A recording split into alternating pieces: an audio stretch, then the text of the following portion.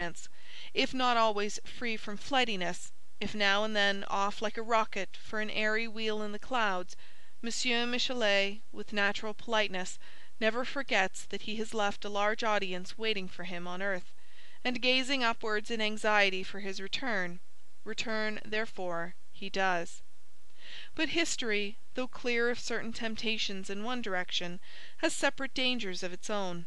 It is impossible so to write a history of France or of England, works becoming every hour more indispensable to the inevitably political man of this day, without perilous openings for assault.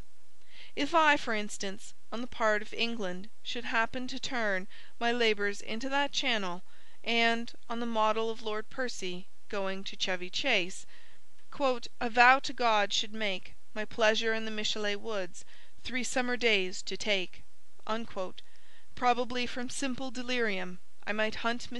Michelet into delirium tremens.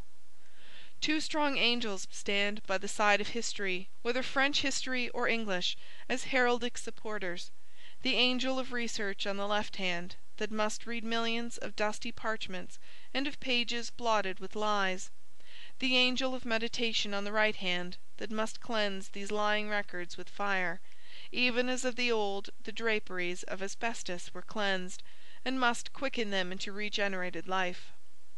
Willingly I acknowledge that no man will ever avoid innumerable errors of detail. With so vast a compass of ground to traverse, this is impossible. But such errors, though I have a bushel on hand at M. Michelet's service, are not the game I chase. It is the bitter and unfair spirit in which M.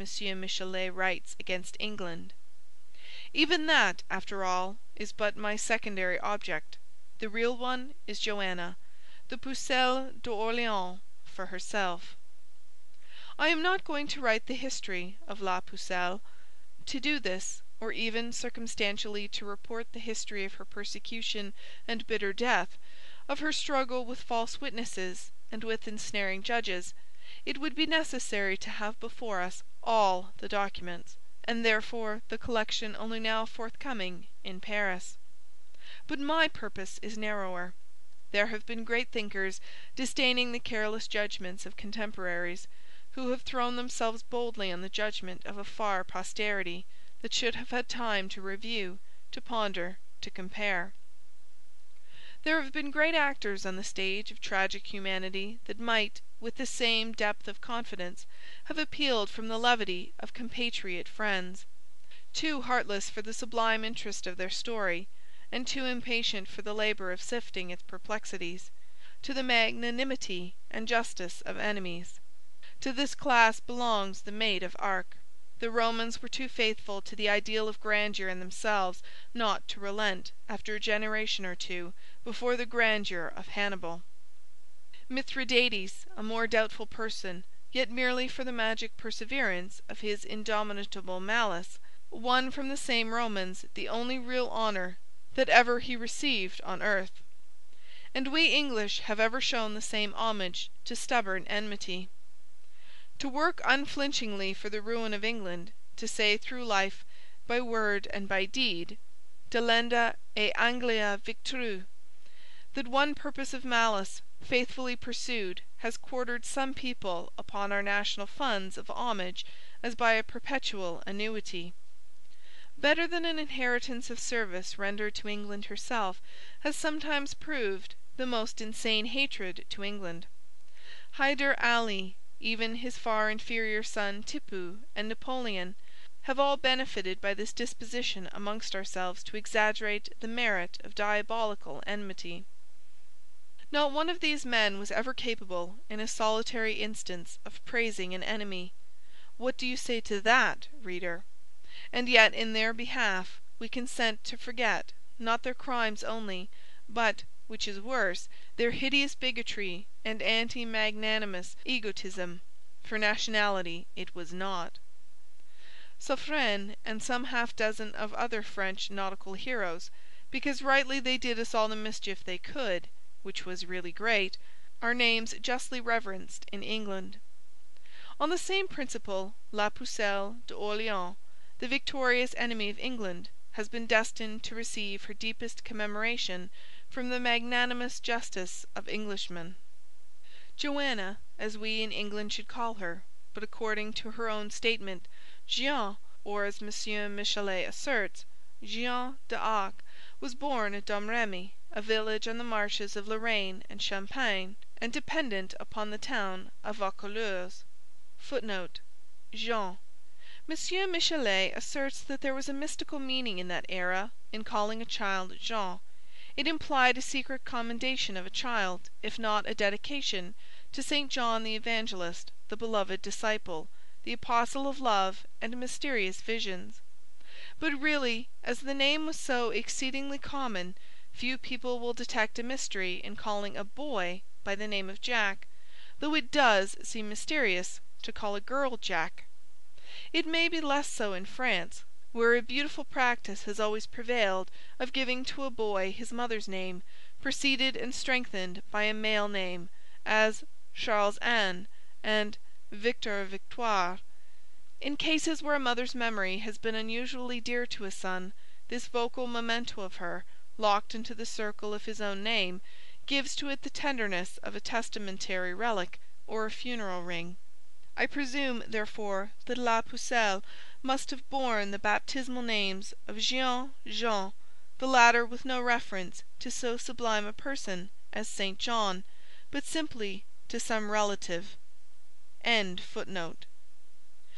have called her a Lorrainer, not simply because the word is prettier, but because Champagne too odiously reminds us English of what are for us imaginary wines, which undoubtedly La Pucelle tasted as rarely as we English.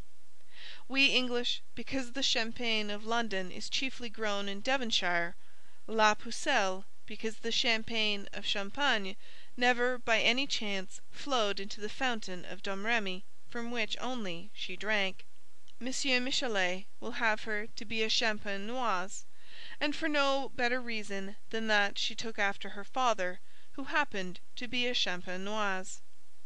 I am sure she did not, for her father was a filthy old fellow, whom I shall soon teach the judicious reader to hate.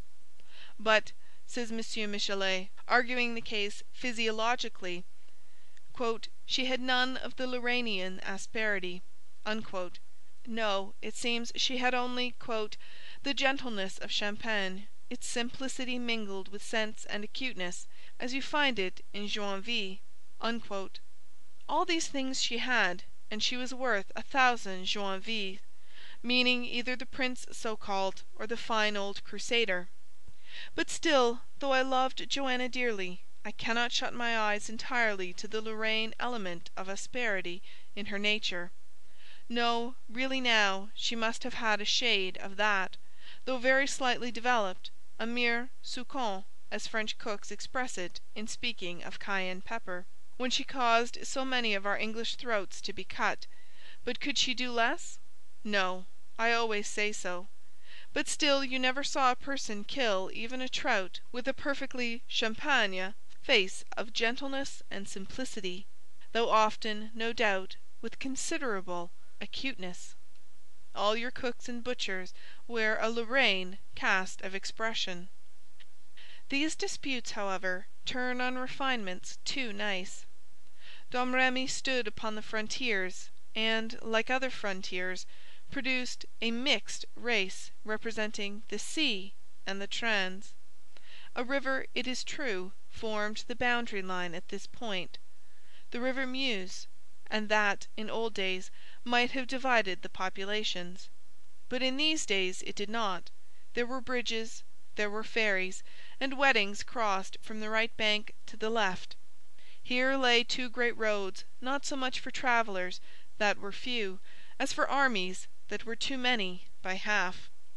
These two roads, one of which was the great high road between France and Germany, decussated at this very point, which is a learned way of saying that they formed a St. Andrew's cross, or letter X.